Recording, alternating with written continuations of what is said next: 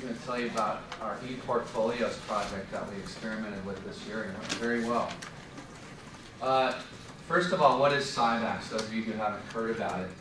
CIBACS is the Center for International Business and Communication Studies. The program is indigenous to Edison, and we're proud to integrate detailed business projects into our social studies and English curriculum.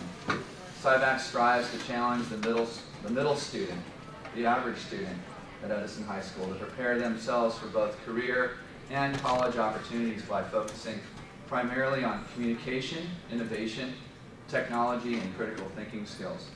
CIBACS was highlighted as the main determinant of Edison's 2013 California Distinguished School Award, and it's an important part of our daily activities at Edison. When our students graduate from the program, they are not only ready for college, but also in many cases they're being hired immediately out of high school or even starting their own businesses. And so we thrive on allowing them to use their creativity in an environment that is still structured, yet allows them that opportunity to go outside and really get creative with their learning abilities. Here that particular picture, by the way, was our junior year, right after they finished their business presentations. We're very blessed with a hardcore group of 8 teachers on the social studies and English end. And we share the same students across the curriculum. And we work hand in hand with our teachers, creating new and better ideas as we move on. This morning, Jason Bronkar and I, this is Jason over here, he and I worked on this project together, the ePortfolios and the FASTRAK project. The FASTRAK project has been around for quite a long time. We've been experimenting and updating this as we go. However, this year we decided to go ahead and develop the ePortfolio and allow our students the opportunity to bring their binder into the digital world and create a digital platform. We work on resume and cover letter writing skills throughout the year. Most of the English content is geared that direction, and we did put together quite a few pieces on resume writing and cover letter writing this year that have gone into the online world using YouTube on-screen videos for them to use at home when they have an opportunity to really sit down and write their resume for the first time. Some of them turned out so well that even during their junior year, the first time out, they were able to go out and get a part-time job. And some of them, and we don't like to advertise this too much, but at the semester, we even had 2 juniors that were offered full-time jobs and briefly dropped out of high school so they could take that opportunity. And one of them is coming back to finish their senior year next year. And she is a product manager in terms of displaying merchandise at a particular boutique store at Fashion Island. And so we're going to welcome her back so that she can finish the senior year, and it's going to be awesome to have her back. Interviewing skills, job shadowing goes into a lot of the activities here. We talk a lot about making sure you try and choose something you're currently passionate about, because it's going to be a lot more effective if they can find something right now they think they want to do, instead of going off to college later and figuring out that this really isn't my cup of tea. Why did I waste 4 years of my life and then figure out that's really not what I want to do? I mean, case in point, my father was a chemistry major. He never was a chemist outside of after college. It didn't make sense for him to do that. He got into management, just like a lot of people after their college careers. So it's important for them to make that connection and find out what they're really passionate about throughout.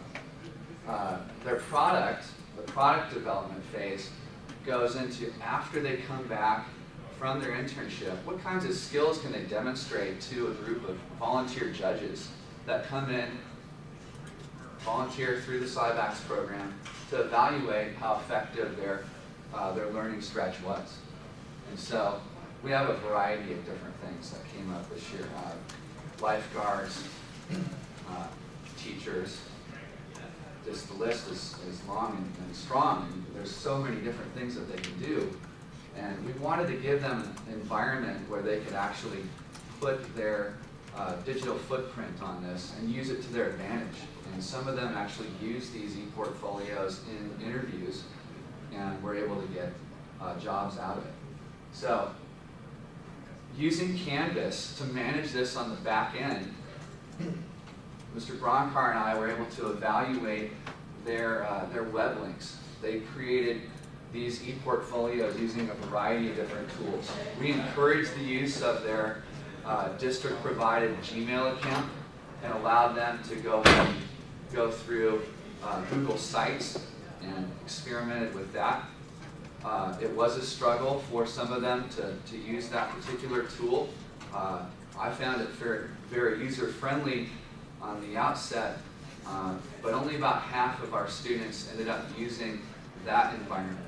The rest of them chose to use Wix or Webs, if you've ever heard of those free web creating tools. And they were still effective, and they got the message across.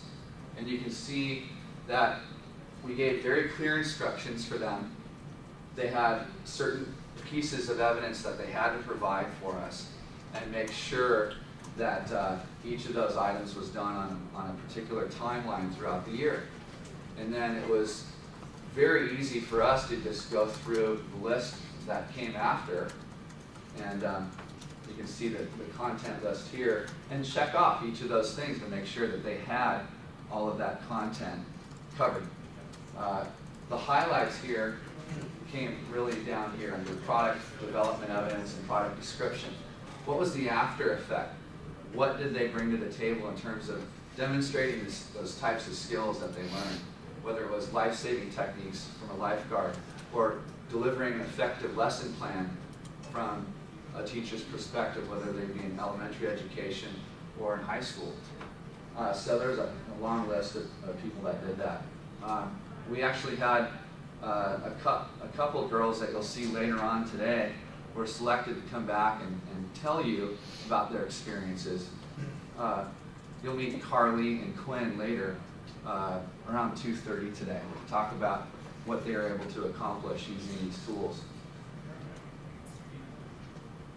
The project Rubric, and I'm a huge advocate of Canvas, and if you haven't had an opportunity to use that online free tool, I highly recommend you do, because the more people that get on board with this particular type of learning environment, we may be able to actually benefit later with the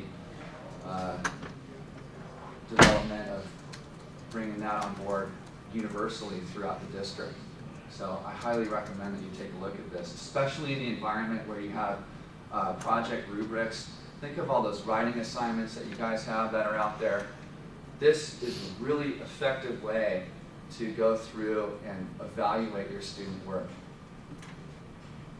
And you can see here, using those rubrics, we go through and just look at each of the submissions on screen. You can open up those links in a new window if you want to, and you just go through the list and score them and add additional comments if necessary to make sure that we have all that covered.